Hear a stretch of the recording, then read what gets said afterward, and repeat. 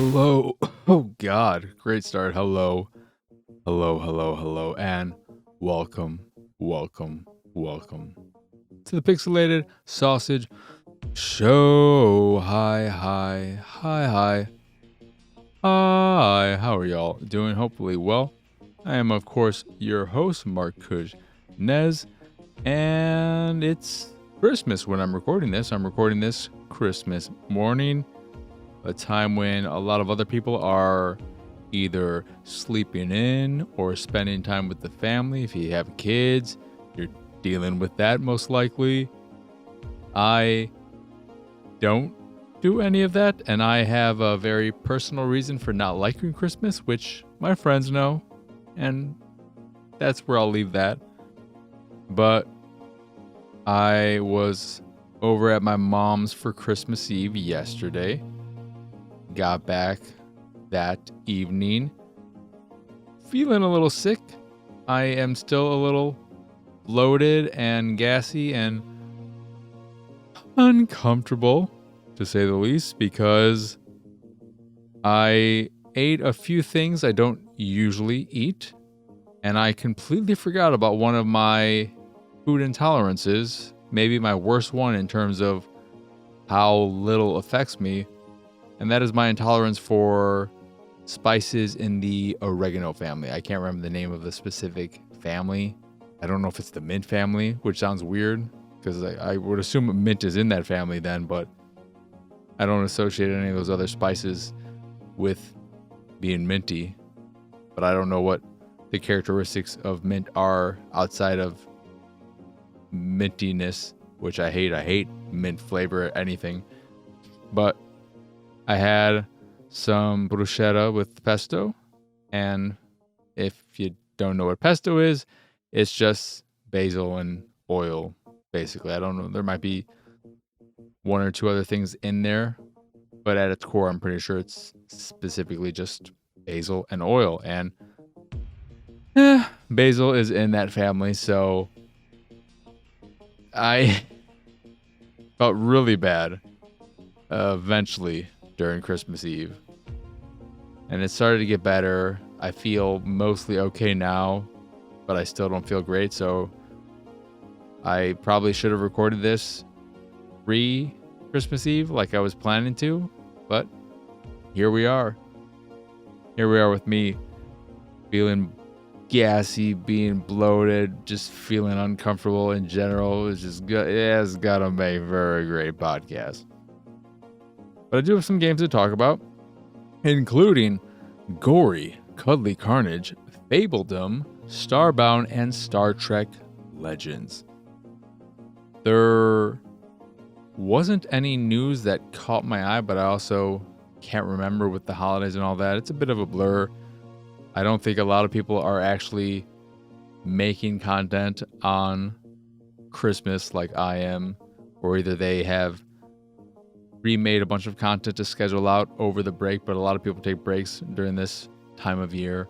I don't, because I don't have anything better to do.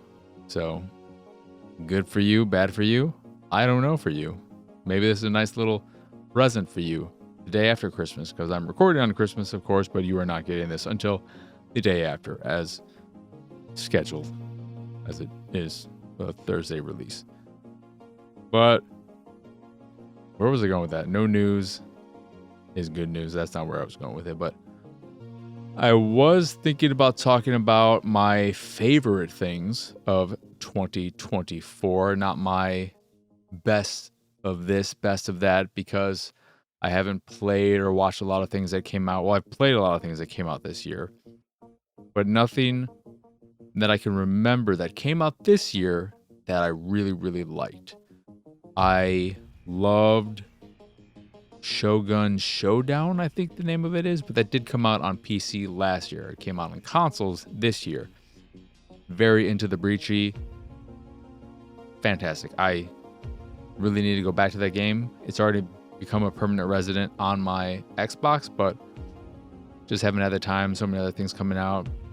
Fiddling with Attack the Backlog, playing games for that. Fiddling with streaming and how I'm going to integrate that back into things I'm really just looking forward as I prep for starting fresh and really starting anew with the new year. I usually don't do anything to celebrate the new year, and this isn't so much me celebrating the new year. It just happens to be that I thought about these various changes I could do to attack the backlog and so on to streamline the content making of it and open up time, resources for other stuff like the return of the Anime podcast, which I know Sunny is very excited about. Sunny even offered to pay for a higher tier if I added that to the Patreon, which is patreon.com/pxs. If you enjoy any of the content I do and want to support me, get some exclusive content for your bang of the buck, there, like a monthly Q&A and soon to be weekly sausage dumps of varying length, varying quality, but something to kind of look forward to.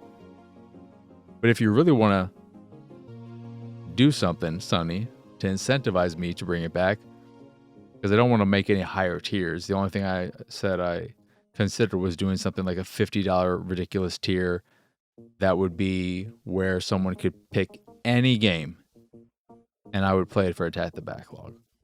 And this would include games I don't own, as long as I own the platform, because $50 is roughly, not exactly, the cost of a new game. But I do own quite a lot, so it's highly likely that I would already own whatever game someone would pick. But I thought about doing that just as a lark. I've never used that word, so I'm not even sure if I'm using it correctly there. I didn't want to say laugh. I wanted to be a little different and say lark, so I said lark. But just to be a bit cheeky, fully expecting and knowing no one would ever actually do it. But who knows? Maybe Sunny would do it, because Sunny is crazy. But speaking of all that, getting back to the point, which isn't really a point of anything because it's specifically talking to Sunny. So that's great podcast material when you specifically directly talk to a single individual listener. That makes everyone else happy. But if you want to help support, increase support on the Patreon, you know what you can do instead of upping your tier to a brand new tier that's not going to happen? Why don't you just create a bunch of alternative accounts in a very, not Pulp Fiction, Reservoir Dogs type of way. You already got Sunny Mr. Black. How about Sunny Mr. White, Sunny Mr. Pink, Sunny Mr. Blue? I don't remember all the colors in that movie. I just remember black, white, and pink. Because Steve Buscemi, Bruschetto? I was going to say his name was Pesto, and then I forgot his first name because I was getting too stupid with my attempt at humor. But you could do that, Sunny. I don't know how many misters there are of varying colors. What if you were like Split? I don't know if you've seen that movie, but I'm sure you know the concept and the whole conceit of it. James McAvoy has, I think it is 20 personalities, maybe it's 21. And there's one that was secret and hidden, and it's the ooh la la reveal at the end. But maybe you got a whole bunch of different personalities. Guess what? All those personalities, they need their own Patreon accounts. This goes for everyone with multiple personalities as well. Anyone listening. The more the merrier. Because the more the... I don't know where I was going with that. But... yeah. So I wasn't... I didn't really have the time or think I have any kind of great insight to say about my favorite or best things of this year. In terms of movies, I loved Hundreds of Beavers. Fucking annoyed as shit that I didn't get the slipcover version on Vinegar Syndrome because I'm not overly fond of the way they handle new releases and do all this stuff. And I believe that one half sold out in a few minutes and then fully sold out in less than 2 hours. I'm less upset about not getting Keep because it was there at least for a few days. It sold out much faster than I was expecting for something that was getting 12,000 copies. But with that, they allowed 2 purchases per account, which you should never do with anything limited like that. But when I was thinking about that too, I thought a better way of handling that, I think, something I would like, even if you just do it for a 24-hour window. But when they announce new releases, Vinegar Syndrome, it would be nice if just in the 24-hour period, if you order in that time period, you're going to get the limited edition whatever. They don't limit it to a certain amount of copies. They limit it to a time period, and however many they get, however many orders they get in that time period, that's how many they'll make of the limited edition, and then everything after that is standard. I think that would be beneficial for everyone, because the people who are really hardcore about collecting, they're not going to feel like, oh, this isn't as limited, even if it, I would say in most cases probably wouldn't be, because a lot of things, unless they're big cult classics, they do not sell out that fast. So you're going to have much more limited things where something only has 100 copies out there, or a few hundred copies out there that are of the limited edition variant. But I think that would be a really nice way for both sides to benefit from that stuff, because people like me, I care about slipcovers, as stupid as it is, and it just bums me out. I'm hoping the supply demand kind of evens out, settles in a few months, because it's currently minimum going to cost you $110 around there. So that's more than I'm willing to pay over MSRP. Keep will probably get much cheaper since there were way more copies of that sold. But I think it was about $2,000 for hundreds of beavers. And then they had an extra special limited edition with a wooden slipcover on their site directly that I missed too. I didn't know that was even happening. This is where I look at social media and I think, man, I should be on Twitter and following all these fucking labels and whatnot so that I can see these things happening. But then I'm like, okay, well, now I need notifications on my phone so that I make sure I get these things in a timely manner. And I don't want to live that way. I like this stuff. I like getting it, but I don't want it to define my life, if you catch what I'm throwing. Is that... I was trying to think of a saying that's similar. That's not it. Yeah, I loved Hundreds of Beavers. Absolutely my favorite movie I've watched. New movie I watched this year. No, movie that I had never seen before that I watched this year because it came out last year. Favorite movie of this year that I watched that came out this year, The Substance. Fantastic movie. I believe I gave it 4.5 out of 5. And with a second viewing, I may give it a 5. Because it takes a really special movie to get a 5 out of 5 upon a first viewing. Hundreds of Beavers is such a movie. Substance, I wanna give it another viewing in pristine 4K later. Man, great movie. Fantastic last 10 or so minutes.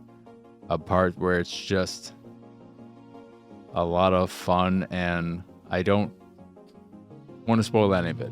But it's also a movie I look at and I think it's a shame that, even though who gives a shit about the Oscars anymore, really, but it's a shame that the Oscars do not recognize movies like The Substance, because I think Demi Moore deserves a nomination. I, of course, haven't seen all the other movies out, so maybe there are more performances that are better than hers in that, but I thought she was very, very, very good in that movie specifically. Everyone's great in it, but she specifically, really, really good. Then TV shows, I don't even know if I watch anything new, because I'm avoiding Amazon, so my favorite TV show of the last 5-10 years, because Midnight Mass I think of as a limited series. I don't think of that as a TV series. The Boys, did not watch the last season because fuck you, Amazon, and your Prime bullshit commercial. No, I'm not doing it. And then I don't know what else came out this year that would have interested me. I'm so out of the loop with current stuff of that nature. And then what else is there? Music. I haven't listened to current music in years. So yeah. Probably about time to get on to what I've been playing. But in addition, or stuff I've also played but didn't feel like it should be in the what you've been playing bit, are Marvel Rivals and some Call of Duty. Just to get Call of Duty out of the way first, I've been playing the normal team death, and some of the other normal modes, as well as just a very little bit of Warzone. Don't want to talk about that. I just want to talk about the current, I think it's a limited event, which was getting a lot of clips, I guess, on TikTok, as my friend Living Large mentioned it and wanting to try it out. The mode is Prop Hunt, and I think it's Prop Hunt because the game that no longer exists was Prop Night. But we played one round, me and Living Large, of Prop Hunt, and it is one of the worst multiplayer experiences I've had in years and years and years, and maybe ever. I fucking hated playing that mode so much. I couldn't wait to be done with it. That it made my experience with Marvel Rivals seems so much better. Because spoilers, not my kind of game. I don't think Marvel Rivals is bad. It's just not for me. But it also might be bad. I think there are too many characters in it to start. They should have limited the roster to 12, 16, and then release maybe a batch of 3, save a bunch, keep them in your pocket, and then release 3 every month for a while. 1 for each class, I guess it is. I don't even understand how the classes are broken down, because I feel like there are more than 3, but it appears as if characters are split into 3 groups, which is your DPS, your tank, and your support characters. But then when the computer, when the AI, whatever, is saying, we suggest a Vanguard, we suggest this, I'm like, I'm pretty sure they've suggested more than just 3 different types of characters. Could you maybe, with that suggestion, highlight them in the character select screen so that I know these are the characters you recommend me playing as to help balance out my team? But there's just so many characters, and I think that is a bit overwhelming, especially for someone who doesn't play these types of Overwatch games a lot. It's not my style again, but it's just, I don't love the environments that are in the game. I like some of them, some I don't. Looks good. There's definitely some balancing that needs to be done, because there are clear characters who, if someone is very good at, can dominate. Spider-Man's an annoying piece of shit. I've heard that Hawkeye, a really good Hawkeye, could dominate. There are other team-ups, I guess, that are OP and so on. But it just wasn't jiving with me. And I gave it a proper shot. I played it for about an hour and a half, and then I played it another almost hour on my own, because I initially played it with some friends, because it's like, I know I'm not going to like this. So are any of my friends interested? I'd be willing to give it a shot for the hell of it, but I'm not going to play it on my own.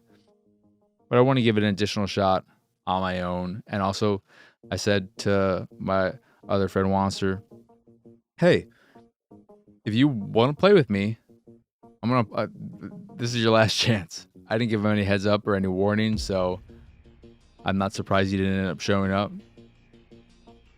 But I bounce off of it. Yeah, but I'm not loving it. I'm not loving it. And I deleted it. I'll say this. The one positive thing is I really like that with their current limited event, they did something unique that's very different from the regular gameplay, which is focused, this limited time event is focused around Jeff the Land Shark, and I forget what it's called, but it's essentially Splatoon, where you are all playing as Jeff the Land Sharks, and you are spitting your water out all over the environment, covering it in your color, and trying to take up most of the land, most of the surface as possible. I had fun with that. A moderate amount of fun. I wasn't, oh, this is so good, but I liked having this bit of variety thrown into the game so that you could take a break from the regular game and get something that is very unique from what the main game is, though it is again just Splatoon. And if they do a lot of creative things like that with future limited events, I think that would be fun and could potentially get me to jump back in just to see what's happening if they did stuff like that. That's a lot different from the base game. I did like Jeff the Land Shark, though, too, as well. I think he is a very interesting character. Plays very nicely. I like his abilities. And if I liked the game more, that's who I would focus on trying to get better at. Because I liked his whole vibe. I like his ultimate. I like everything about him. Fun character. Cute character. Great aesthetic art style for the game in general. Looks great. Yeah, just not my cup of tea. I feel like there was one last thing I wanted to say about it, and I was kind of stalling and saying things slowly and making up words. No, rival rivals. It's a game. But that is it for all that. So let's just get on to what I've been playing.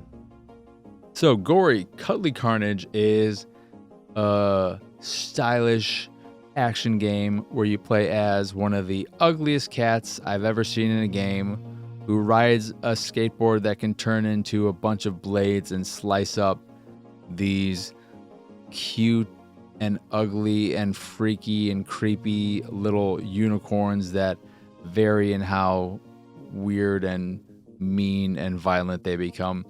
And you just slice them up into gory chunks, blood everywhere, as your board, who can also talk, just swears up a fucking storm. It's just fuck this, fuck that, fuck every sentence, except it's bleeped out, and you can, if you want, spend money that you use towards upgrading your character to remove the filter so that you can hear all the fucks. It's not super expensive, so it's not egregious, but I'm good there.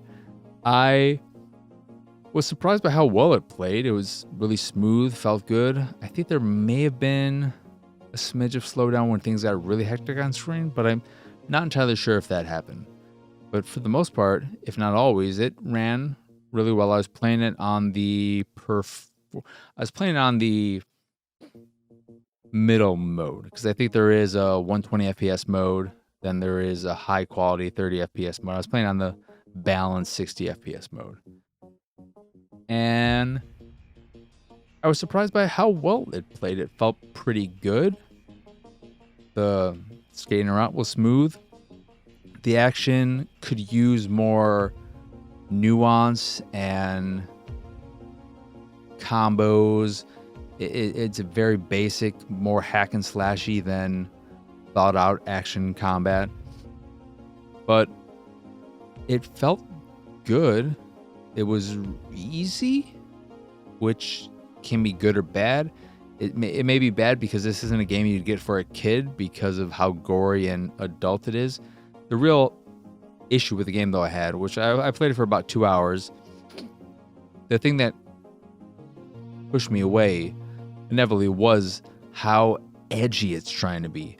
All the fucks, I swear a lot, but even though it's all bleeped out, the excessive amount of swearing and just that whole vibe it was pushing out there, it didn't work for me at all. And holy crap, this sweatshirt I'm wearing now has started to toast me up. I am getting sweaty talking about Gori, Cuddly Carnage. But it's a peculiar game because it's just I'm surprised by so many aspects of it. I wasn't expecting it to be, I guess the name of the cat, Gori, Gori, should have gave that away. But it's very, very bloody. A lot of in-your-face stuff, a lot of takedowns where they get right up in your face, which are beneficial for you because those give you back health, I believe. Because I was doing that like crazy. And you have this fuel meter, which allows you to do some really intense, powerful attacks with your board. Some boss fights I did. But it's weird in that I enjoyed playing it. But then every time this board fucking opened its mouth, I just wanted to shut the game off. I just wanted to stop playing. And I know I can mute it, but it's there. It's a big part of it if you don't mute it. But it's something that, depending on who you are, how you know how that kind of humor and content works for you or doesn't. Might be worth checking out if you see it on sale. That is again Gori, Cuddly, Carnage. Then Fabledom is a more casual, lighthearted city builder that has a very fairy tale thing going on with it. A much more cute, colorful, childlike art style to it. Very storybook-esque. It feels very, in terms of its humor and vibe, like the Fable games. Maybe that's why it's called Fabledom. It's not part of the Fable universe, but, you know, maybe that's why it's called Fabledom. Because it's Fable-like. And they didn't want to just say Fable-like. They wanted to say Fabledom because Kingdom, Fabledom. So it does feel very much so like a city builder with Fable sensibilities. And there is, I don't know how deep it gets into you as the ruler of your little Fabledom. But at the start it asks you, are you a prince seeking out a princess or a prince or anyone? So you can set who you are and who you are interested in. So there's at least some kind of romantic aspect to the game. It seemed like it could be a good time. It also kind of visually, vibe-wise, reminded me of Kingdom and A World of Keflings, if you remember those games from the 360 Xbox Live Arcade days. The problem, though, is that this is a very, very clear example of a game that was ported. I'm not sure if it came out day and date with the PC version. But in terms of the console version, I'm playing on Xbox, it feels very much like a game that was just ported from PC as opposed to redesigned with a UI. You don't have to even change the UI, but just change how things function and work and the controls. This was not redesigned with a gamepad in mind. It's incredibly clunky to navigate these menus. It's confusing. It's never entirely clear where you are. Am I in this menu? Am I in that menu? What's going on? It's just so tedious and clunky and poor to control that I stopped playing after maybe a half hour because I just was getting so annoyed by the user experience. As much as I really wanted to vibe with the game itself and play more of it, it just was not working on a gamepad. I'm not sure if it has mouse and keyboard support on Xbox or on consoles, that is. And I'm not sure if it's a not cross-platform game, but a smart start. I'm not sure if there's a Windows version that you get with the Xbox version, but I'll have to check it out. But the console version, at least, if there is a mouse and keyboard support, it's pretty much a no experience in its current form, I'd say. As again, Fabledom. Starbound is a side-scrolling tree puncher, or as someone in the Twitch chat when I was playing. It said a tree lasering game, and it's very Terraria-like because I think it's from, and I believe someone said it was headed by one of the original creators, maybe the I don't know if Terraria was originally made by a single individual, but some of the hands that were responsible for Terraria worked on Starbound, which is a sci-fi one of these types of games where I believe Earth was maybe not destroyed, but the resources and all that were just became uninhabitable. So you left your home, went up into space, your ship got messed up, and so you have to beam down onto this planet to collect resources to fix your ship and then explore more of the universe. I played it for about an hour. It's a bit of a deep end thrower in that it feels way more like, here is the situation, now figure shit out. We're not going to ease you into things. We're not going to say, hey, here, go get some wood and build a desk, a crafting table, and then you can build these things. It just feels like you need to do this. Now go figure out how to do it. Explore the world, find where this stuff is, and so on and so forth. And I was having a good time with it. It did feel a bit overwhelming in how little was explained, but it felt pretty good on a controller. I like the visuals of it. I remember not liking Terraria the way it looks, but I was enjoying the way Starbound looked. I really liked your jump animation specifically, especially the descent of it. So that was a positive. It's really hard to say too much about these types of games from just an hour because it's so little time in these games that are expected and meant to be played for dozens upon dozens, if not hundreds of hours, especially if you get really into them. It's not unheard of or really surprising to spend 100+ hours in a game like this. I'm sure there are people playing Minecraft still today who have put well over 10,000+ hours into that. And so I've only scratched the surface. I haven't even scratched the surface. I've just kind of breathed on the surface. I sneezed, and the surface, which was 100 feet away, one of my little sneeze particles managed to make it all there, and it just kind of gave it a little penguin width on the surface. But I enjoyed it.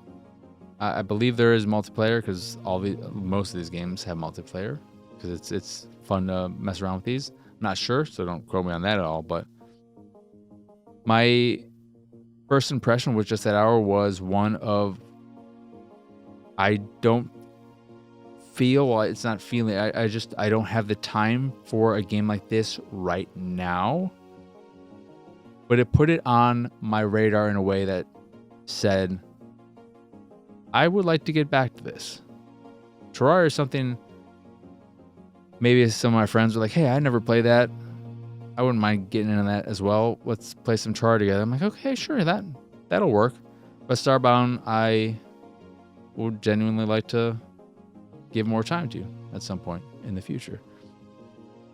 And then the last one I played is Star Trek Legends, which is this turn-based team RPG thing where you go on little adventures. You can call them treks if you want in the stars.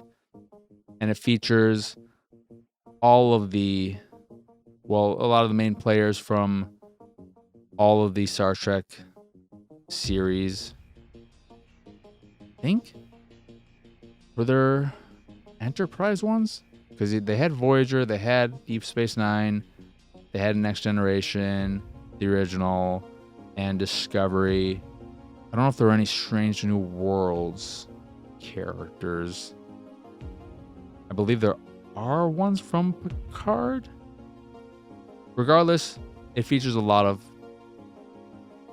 known characters from various franchises or various series in the Star Trek universe, as well as generic versions of this race. Here's a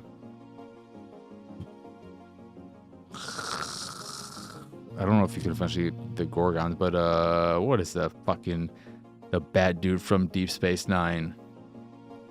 Why is Demigorgon or whatever coming in my head? This stupid. I don't even watch Stranger Things. It's not Damascus.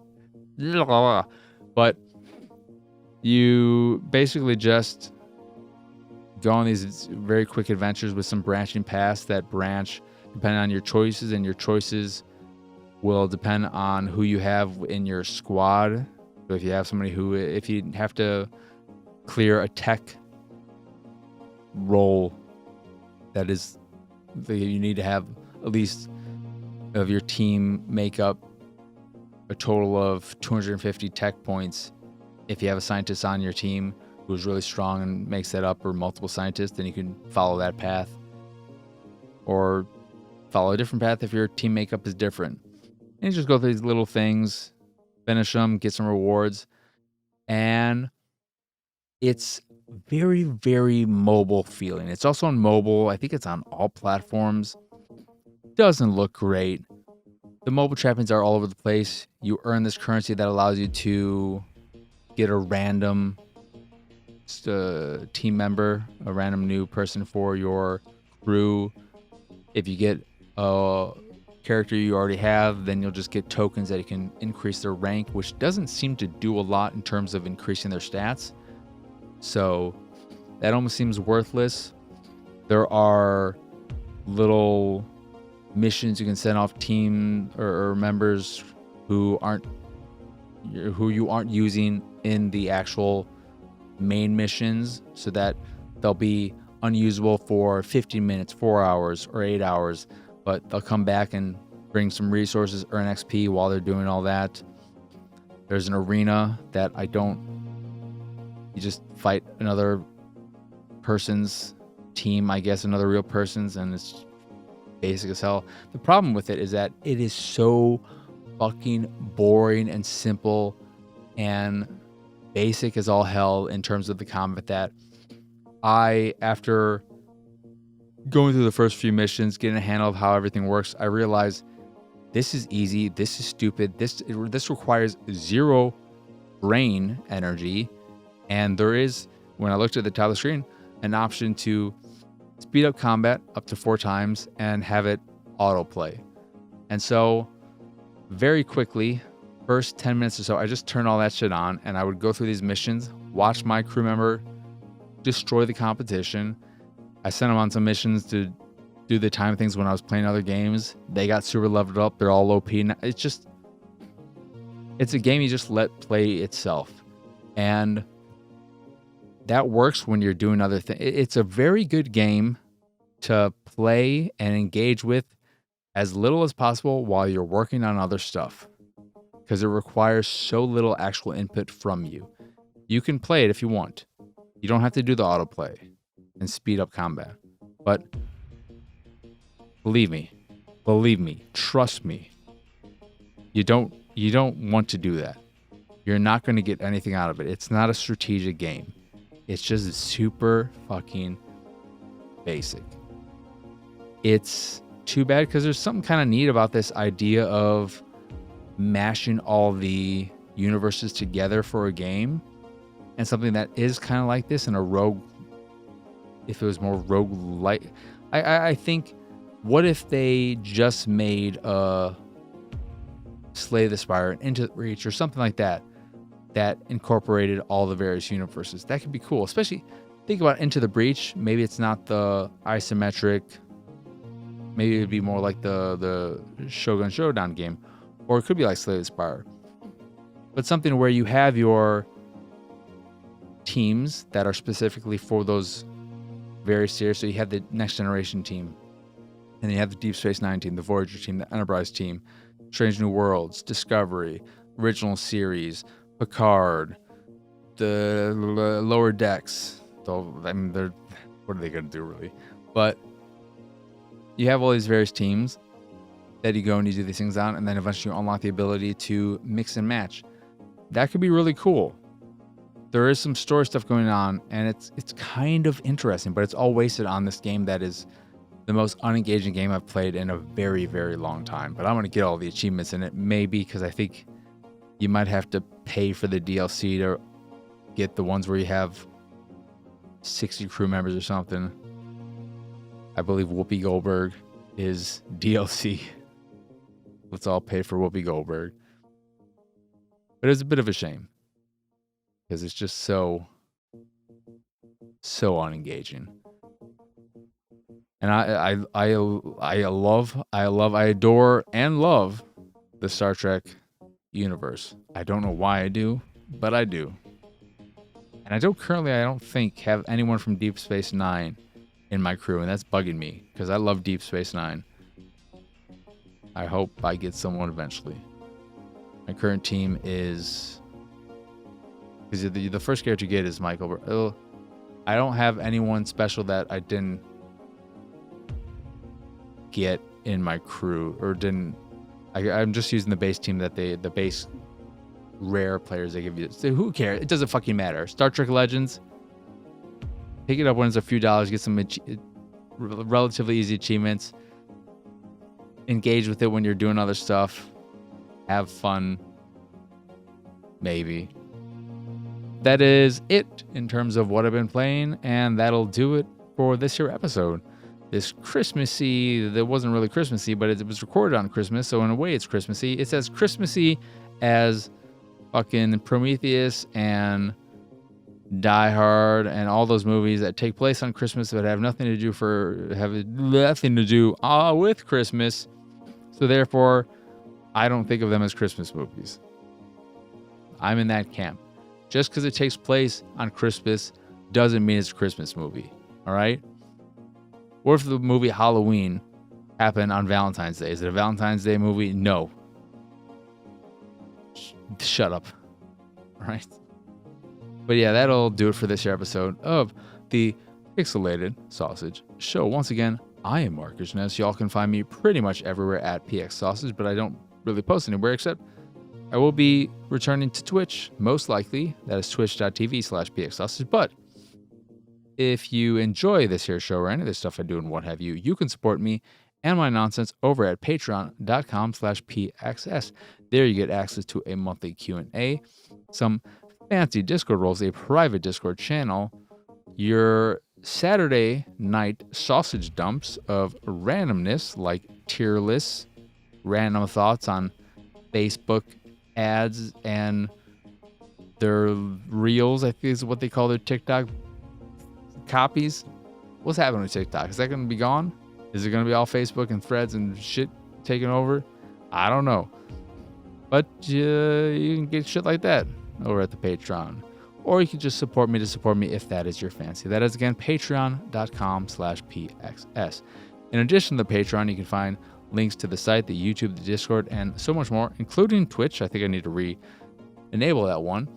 But all the links you could want that exist of relative importance, they're all over at pxsausage.com. That is, again, pxsausage.com. I wish I had pxs.com or pxs.xyz something. I wish I just had pxs dot something that I liked as a domain. What do you call the dot things? I don't know. I want a nicer one that isn't expensive.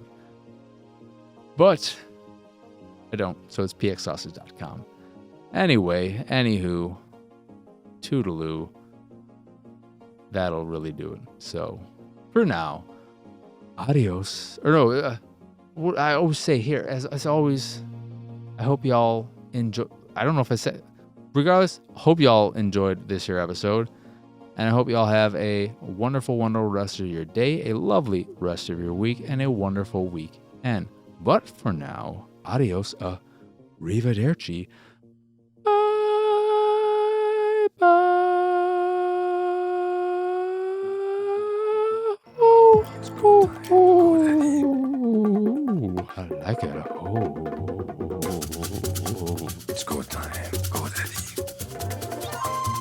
I like ho-hos. That's what I was talking about. It's go time. Nom nom nom nom nom. Ho.